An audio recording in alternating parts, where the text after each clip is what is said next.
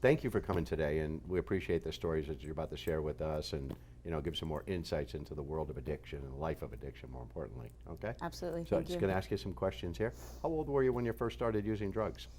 Um, I was actually 29 years old. So I've actually been in addiction for a little under 2 years. Um, but it was 0 to 100 very fast. So, Wow, that is really a late start. 29 years old. What prompted that? um, well, I got into a car accident in October of 2017 and with my son in the car. And I was prescribed Percocets. And I was in a horrible relationship with my son's father, which then led me to, on my own, doubling up on what I was supposed to be taking. Um, then from there, it went to that feeling wasn't there so much anymore. So I started to buy Dilaudid on the street. And shortly after that, my sister, of whom she passed away in March of last year from this disease, introduced me to the needle. And I started to shoot Dilaudid, and then I went to heroin. And this is all very fast. So, Why the progression from Dilaudid to heroin? I mean, what did Dilaudid do? What was that feeling you got from Dilaudid? euphoric. It's Euphoric. a complete body high. You just feel good. You feel like all of your emotions are covered up. You don't have to think and feel so much anymore. Why don't you want to feel? I guess I didn't want to feel at that moment because of the stuff that I was going through. I was a single mom when my son was a month old. I had a 3-bedroom house that I lost because the split with him. He was abusive with me one time and one time only, and I cut it from there. So I guess the abuse and starting to lose everything, I wanted to cover up my emotions. And then why the increase or why the move up to heroin? Okay, well, to be completely honest, my sister, who's no longer with us, was at my house, and I was allowing her to stay there. And she prepared something for me, which I thought was Dilaudid, and it wasn't. It was heroin. And from that moment, I was just like, call your guy. And that's what I did from that day forward. Did you think that was fair of her? I don't think it was fair of her, but I don't think that it was her fault, because I'm a grown woman and I have choices, and I made that choice to continue on even after that feeling. So I won't blame her. I blame myself for that. When did your family find out you were addicted to these drugs? They could see it. I come from a very good family. People who my father's never used, my mom's never used. I was brought up very well. So they could see changes, weight loss. I isolate, so I talk to my father like 5 times a day, and I would not pick up the phone for him. And then one day when I didn't have any more money, I called them and I said, look, I have a problem. And they were like, well, we knew this, but Are they supportive? 1,000%. So you're here now at Fellowship. Yes. How did you end up here? I was actually at Fellowship in January, and I relapsed, and I just got back to Fellowship on the 17th. And is this helping you? Absolutely. How? This go round is different for me. I want it, I went through a very tragic situation recently, so I made the choice that this was enough for me. When did you make that choice to quit? On the 6th, due to what happened to me. What has been your scariest moments during your drugging?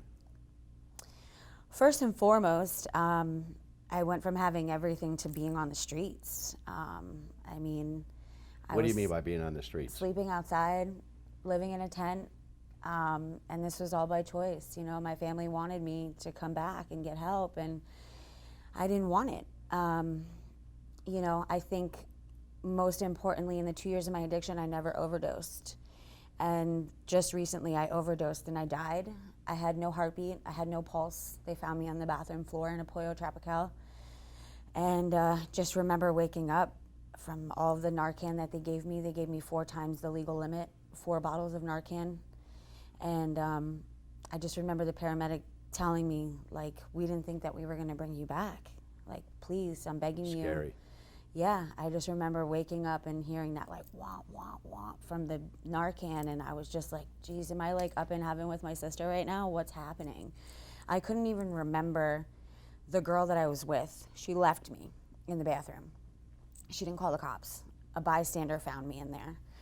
Not only that, but she stole everything that I had, my bag, my money, which was a street friend, shall I say. I couldn't even remember what she looked like when I woke up. Where was your son during all this? Okay, so I still have full custody of my son. And how old is he? He's 3 years old. Okay. He is with his father and his stepmother. His stepmother is amazing. She has done an amazing job over this last, I want to say, solid year. You know, for 2 years I did it on my own, and when I was down in the dumps, they've really picked up the slack. And try not to get emotional. I'm grateful. I'm very grateful for what they've done, and I'm working very hard at getting my relationship back with him. It's just kind of unfortunate because at 3 years old, he's starting to understand. So he knows that mommy's not there, and he's very hurt by that. And are your husband and his new significant other, are they comfortable leaving your son with you alone? Right now? Yes. No. Okay. Do you hope for that? Absolutely. Okay. 1,000%. And I don't want to say that they don't trust me of where I am now. They trust that when mommy, quote unquote, falls off again, that the repercussions that come with that with my son. He acts out. He hits himself. He wants his mom. Right. You know? And that gets to me. Have you ever thought about committing suicide over all this? I have not. Okay. I have not. You sure about that? Yeah. Okay. I mean, you seem to kind of hesitated a little bit on that one. Okay, so I mean, maybe if there was a moment when I was using that I couldn't get anymore, and at that moment I was like, how did you get the money to pay for the drugs? Wow. Lies, manipulation. Over a year's time span, I lied and manipulated about $39,000 out of my father. I've stole. I've done a lot. Do you forgive yourself? It's a work in progress. Okay. One day at a time. Do you believe those close to you and those most dearest to you have forgiven you? No. Okay. Not yet.